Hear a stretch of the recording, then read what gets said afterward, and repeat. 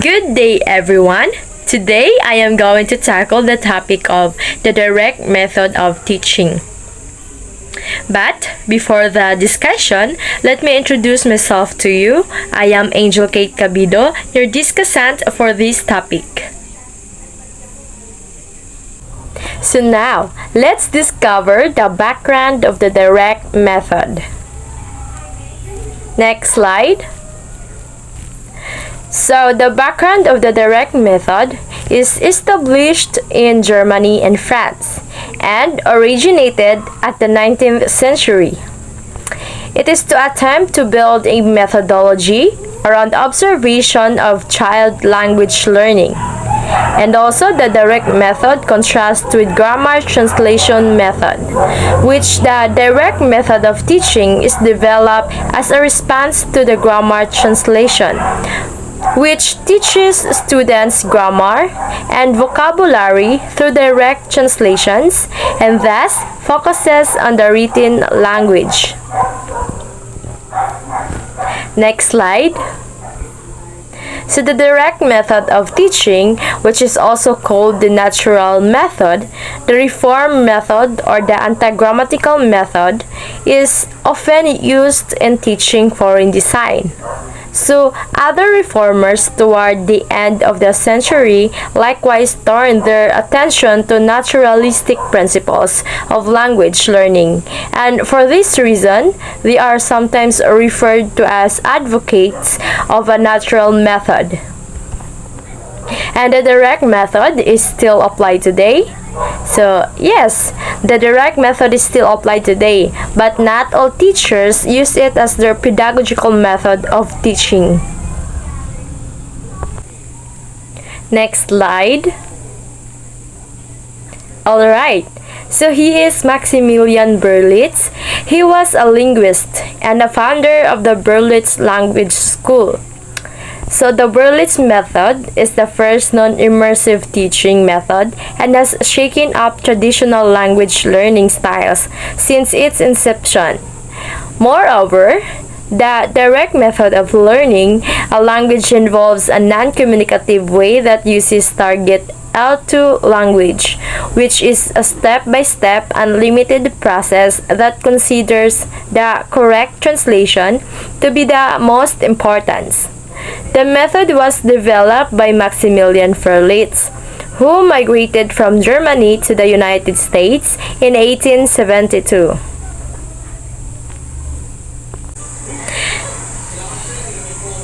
Next slide. Alright, so let's define what is really mean of the direct method. Next slide.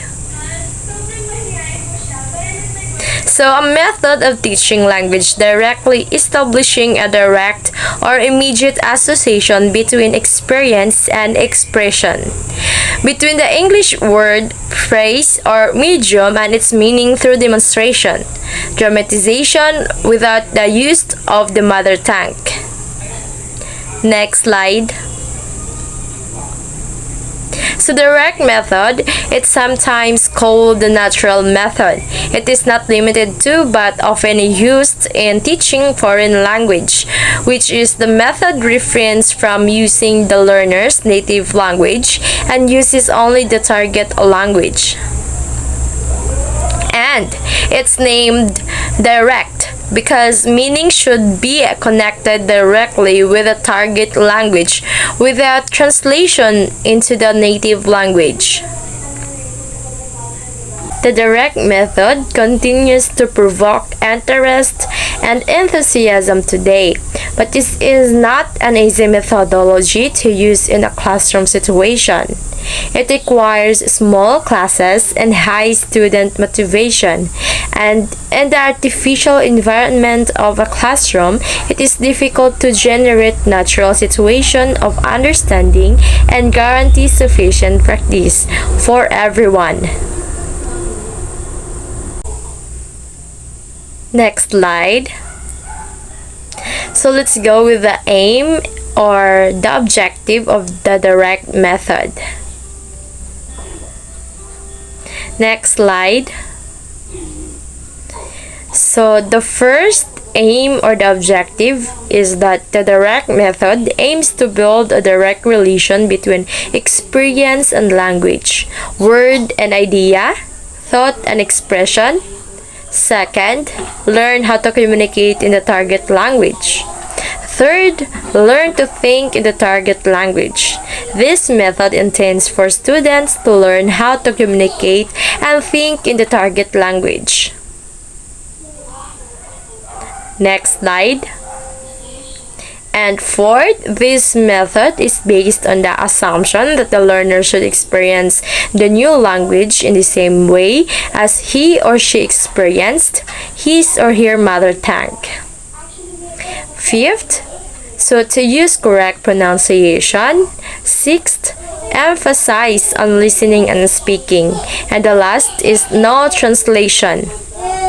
So, in general, the goal of the direct method is to provide learners with a practically useful knowledge of language.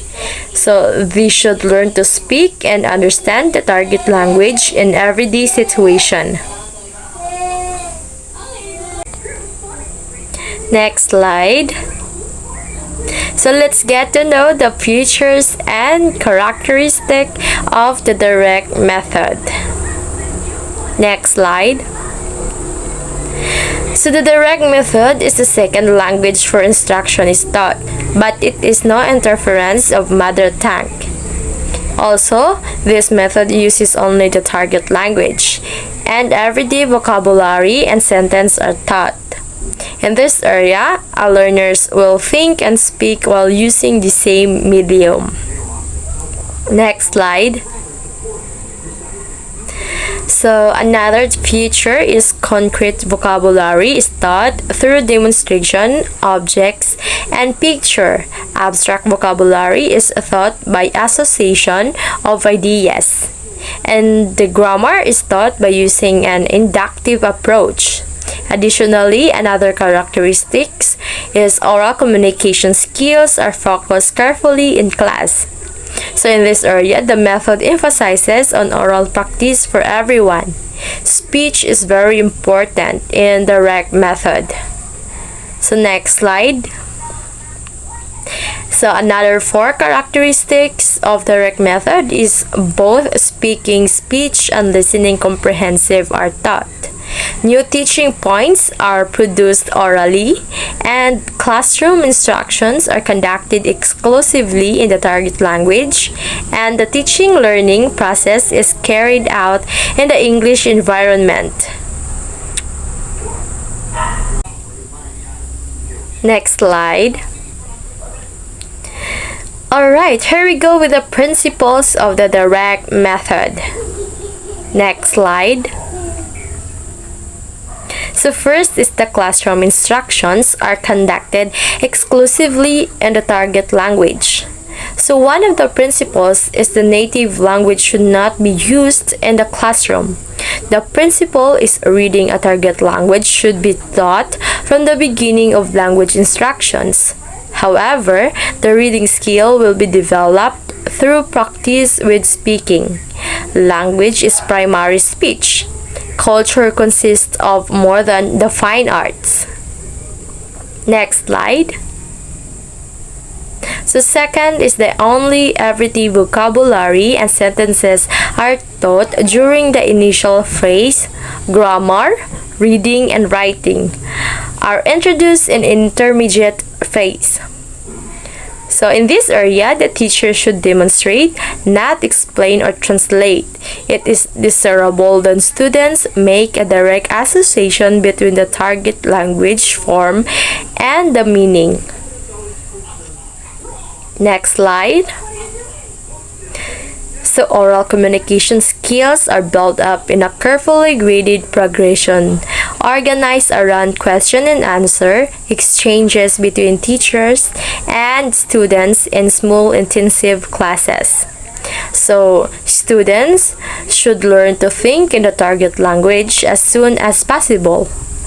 Vocabulary is acquired more naturally if students use it in full sentences rather than memorizing word lists. Next slide. So the fourth one is the grammar is taught inductively. There may never be an explicit grammar rule given. Students figure out rules themselves. Self-correction facilitates language learning. So next slide.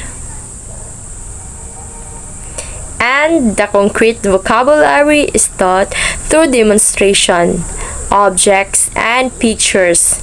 Abstract vocabulary is taught by association of ideas. So the objects like realia or pictures present in the immediate classroom environments should be used to help students understand the meaning or the lesson they had. Next slide. So both speech and listening comprehension are taught. Lessons should contain some conversational activity. So some opportunity for students to use language in real context. And next slide. So correct pronunciation and grammar are emphasized. Pronunciation and grammar should be work on right from the beginning of language instructions. Next slide. So students should be speaking at least 89% of the time during the lesson. Students should encourage to speak as much as possible. Next slide. So the last is the purpose of language learning is communication. And students are taught from inception to ask questions as well as answer them.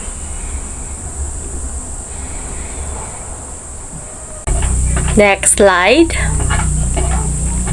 So let's review the principles of the direct method.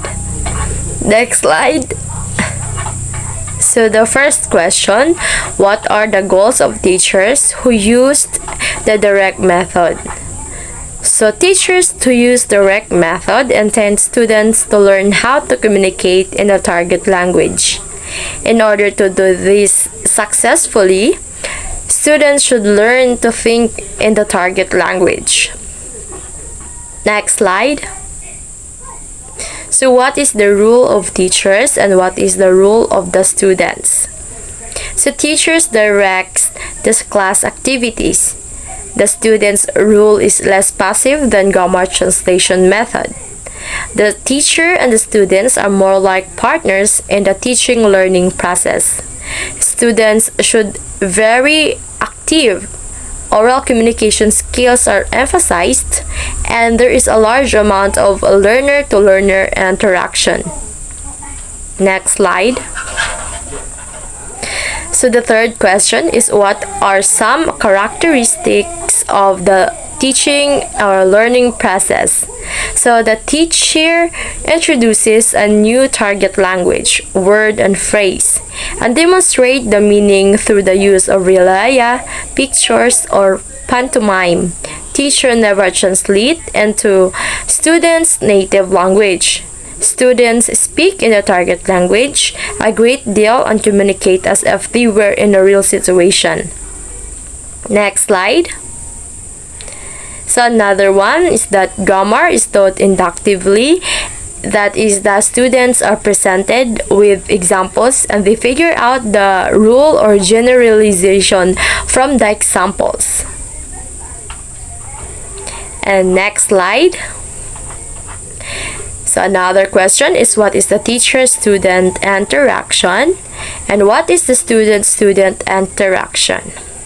So the initiation of the interaction goes both ways, from teacher to students and from the students to teacher, although the latter is often teacher-directed. Students converse with one another as well. Next slide. So next is how are the feelings of the students dealt with. So in this area there are no principles of the method which relates to this area. So next slide. So next is the what is language viewed, how is culture viewed. So language is primarily spoken, not written. Therefore, students study common everyday speech in the target language. Students also study culture consisting of the history of the people who speaks the target language, the geography of the country or activities where the language is spoken, and information about the daily lives of the speakers of the language. Next slide. So the seventh question is, what areas of language are emphasized and what language skills are emphasized? So the vocabulary is emphasized over grammar. All the work in all four skills, which the reading, writing, listening, and speaking, of course, from the oral communication, is seen as basic. Thus, the reading and writing exercise are based upon what the students practice orally first. And the pronunciation also receives attention right from the beginning of a course. Next slide. Alright, let's have the number 8 question. So what is the role of the student's native language? So the student's native language should not be used in the classroom. It's all focused in the target language. Next slide. So how is evaluation accomplished? So the evaluation accomplished by the direct method, students are asked to use the language, not to demonstrate their knowledge about the language. For example, the students might be interviewed orally by the teacher or might be asked to write a paragraph about something they have studied. Next slide. So the last but not the least, let's have the question number 10. So how does the teacher respond to student error? So the teacher is employing various techniques, tries to get students to self-correct whenever possible.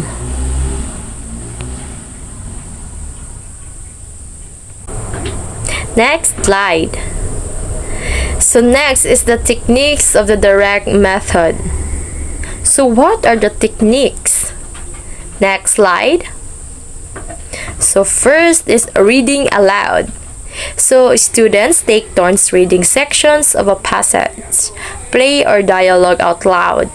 So at the end of the student's turn, the teacher uses gestures, pictures, realia, examples, or other mix to make the meaning of the section clear. Second, question and answer exercise. So this exercise is conducted only the target language. Students are asked questions and answers in full sentences so that they practice new words and grammatical structures. They have the opportunity to ask questions as well as answer them. Third, getting students to self-correct. So the teacher of this class has the students self-correct by asking them to make a choice between what they said and an alternative answer they supplied. There are, however, other ways of getting the students to self-correct. For example, a teacher might simply repeat what the student has just said, using a questioning voice to signal to the student that something was wrong with it. Another possibility for the teacher to repeat what the student said, stopping just before the error. The student then knows that the next word was wrong. Next is the conversation practice. The teacher will ask students a number of questions in the target language, which they have to understand to be able to answer correctly. Next slide. So the fifth technique is fill in the blanks. So this technique has already been discussed in the grammar translation method but differs in its applications in the direct method. All the items are in the target language, therefore, no explicit grammar rule would be applied. The students who have induced the grammar rule, they need to fill in the blanks for examples and practices with earlier parts of the lesson. So the The sixth is dictation. The teacher reads the passage 3 times. The first time, the teacher reads it as a normal speed while the students just listen. The second time, the teacher reads the passage or phrase by phrase, pausing long enough to allow students to write down what they have reheard. The last time, the teacher reads again the passage at a normal speed and students check their works. And seventh is the map drawing. The teacher this time is to demonstrate what lesson he discussed. And the last one is paragraph writing.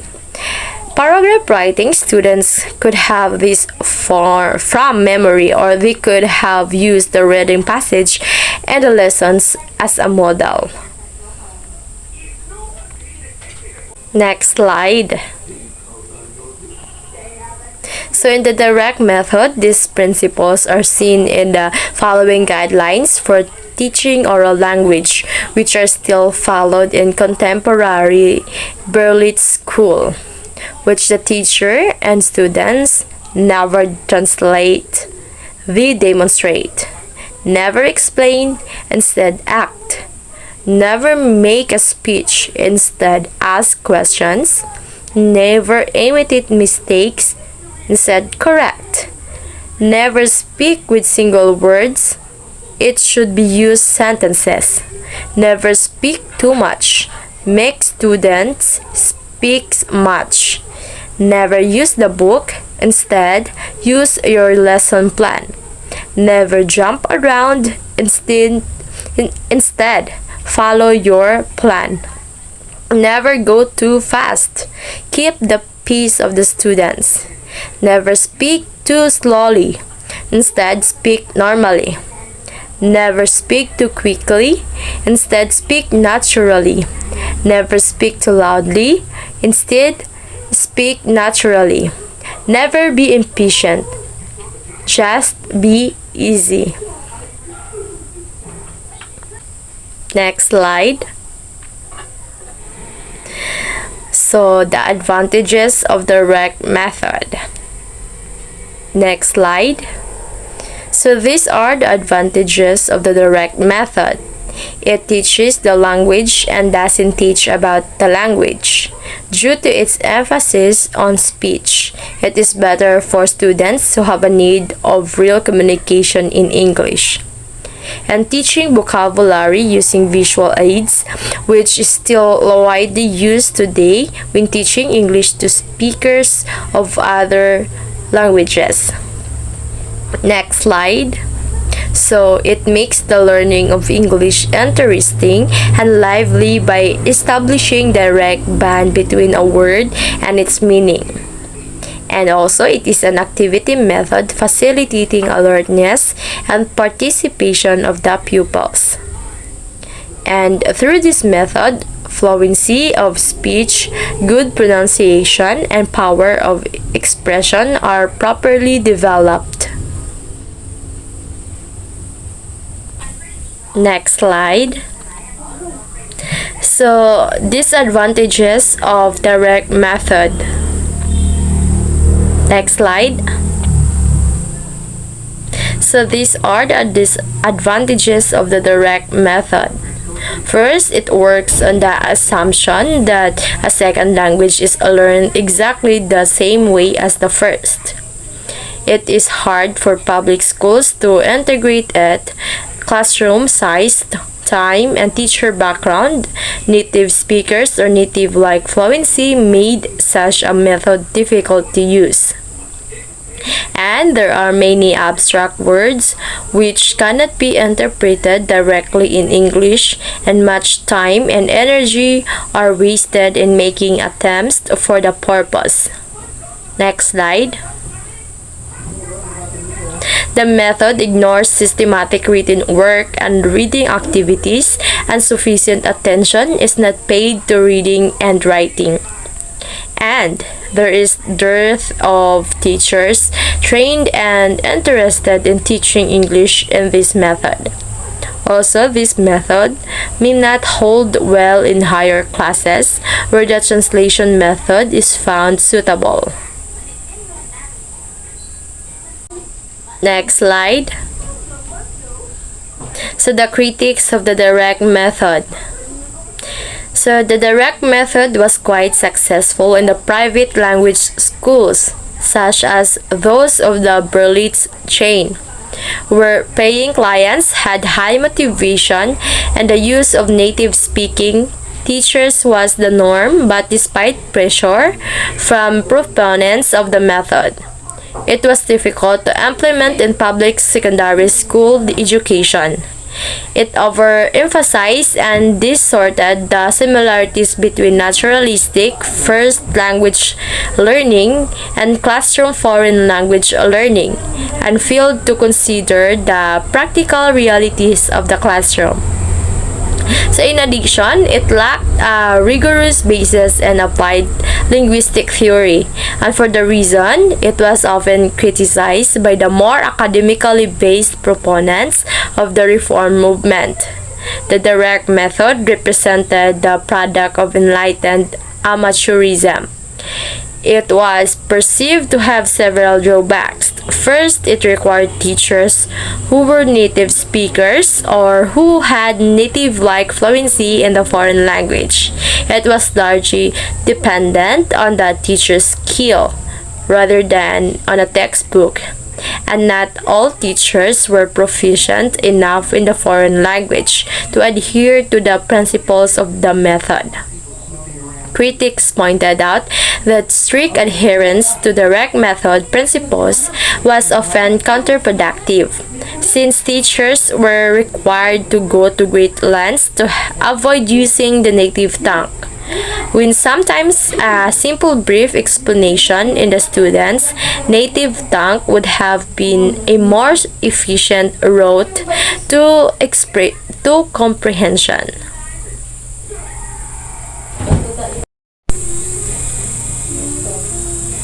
Next slide. So we have the conclusion. So first is the direct method is very effective to use the English language by the teacher to implement in their class. And the students can understand easily if the teacher uses direct method because this method enhances the communication skills of the students. Next, it is focuses on the listening skills of the learners. And next, it is good for the class of small size. Additionally, sa direct method, diretso magtudlo ang teacher sa grammar.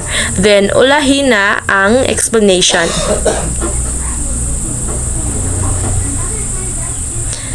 So, the next slide, okay. I have here my references about my topic. So thank you everyone for listening and God bless.